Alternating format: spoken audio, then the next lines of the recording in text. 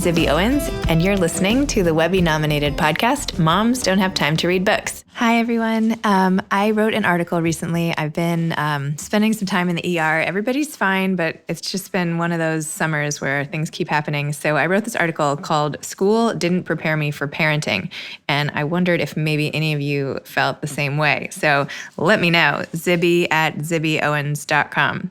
Here's the article. I published it on Medium. I've been in the ER a lot lately. With 4 kids, any day one of them isn't sick is a good day. I've had a lot of time to sit and stew while waiting for endless tests and treatments. Here's what I've realized. School didn't prepare me for parenting at all. Sure, I learned enough to help my big kids with their math homework, so that's nice. But the real things that help in a crisis, not so much. Forget my useless BA, MBA, and good grades. Here's what I wish I'd learned instead. 1. How to read an ultrasound. It starts the moment you see you're going to be a parent, a feeling of complete inadequacy. The white-coated technician wielding the ultrasound probe with the gravitas of a judge's gavel knows what she's looking at in the black and white swirly sea on the screen. Somehow, she sees a baby. I see fuzz.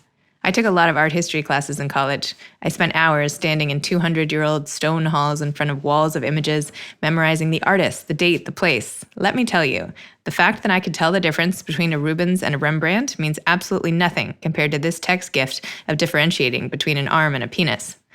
2. How to diagnose anything. Why didn't I go to med school? Oh, wait, because I got a C in biology in 9th grade and still haven't recovered from the hit my GPA took. If only I'd been interested in organic chemistry instead of the art of the personal essay. Instead of Googling symptoms on my phone in the middle of the night with one hand while applying a cold compress to my son's burning forehead with the other, I might be able to diagnose him, heal him, relieve him of some pain, this fever. If only I'd spent my 20s dissecting cadavers and studying for the medical boards instead of watching ER on Thursday nights after wasting time learning how to brine a chicken in cooking class, which, by the way, I have never once attempted to do since, then maybe I could tell my son what was wrong and relieve his anxiety. 3. How to detect dyslexia, any learning disorder, or a mental illness.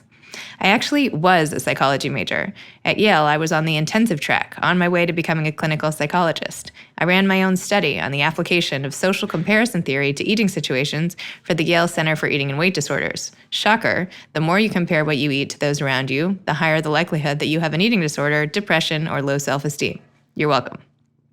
I coded the number of times a mom said yum when giving her toddler a snack for a grad student's study. I learned about social and personality psychology, addiction in the brain, statistics. But can I effectively distinguish the difference between dyslexia, anxiety, ADHD, or depression in a kid who seems stressed at school? Nope. Where was the class in figuring out exactly what's going on with my child, how to find the right people to identify it, and what to do to treat it?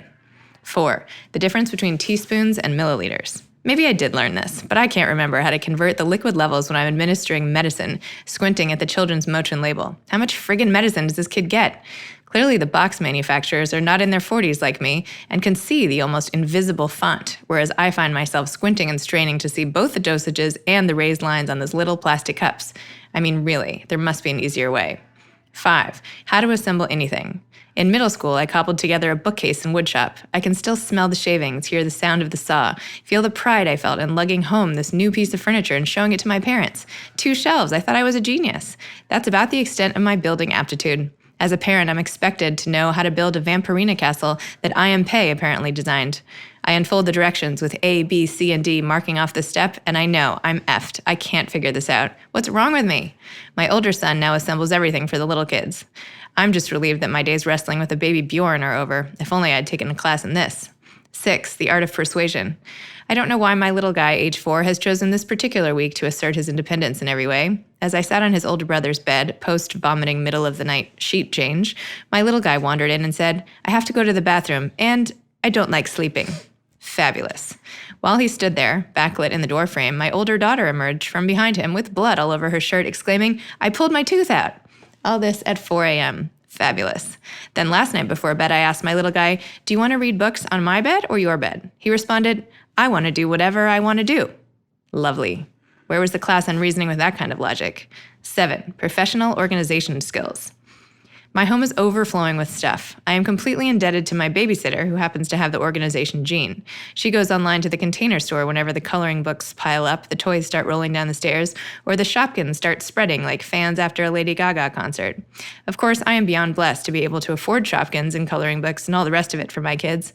I only wish that my brain could look into a bin of crap and see a clear order for it. Perhaps then I wouldn't spend half my time looking for things, like that one princess toy the size of my thumbnail that my little daughter absolutely needs before camp, or the little stuffed dog my son requires to sleep. Not that one, Mom, the other one.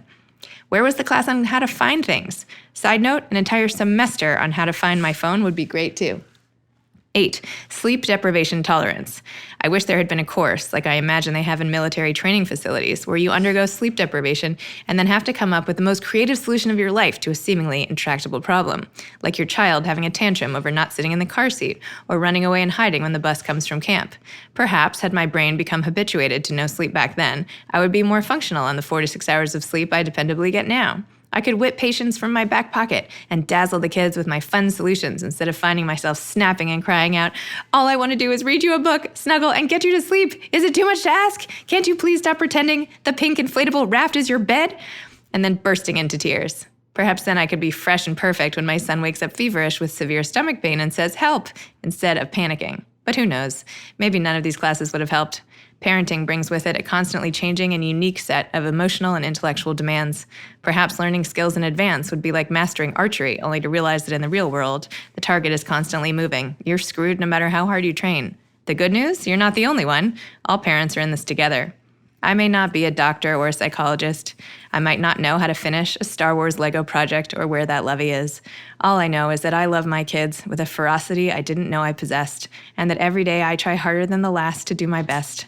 I can't diagnose mono or heat rash or even figure out the best face wash for a tween girl, but I know how much I adore, respect, and cherish my kids, and that's something that simply can't be taught. Now where's my phone? Hope you liked it.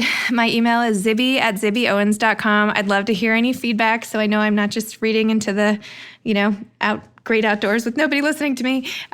Also, please follow me on Instagram because I spend a lot of time trying to make my posts relevant and something that people get something out of. My Instagram is @ZibbyOwens, @MomsDon'tHaveTimeToRead books, and @KidsDoHaveTimeToRead. Thanks so much for all your time, and I hope all your parenting out there is going well.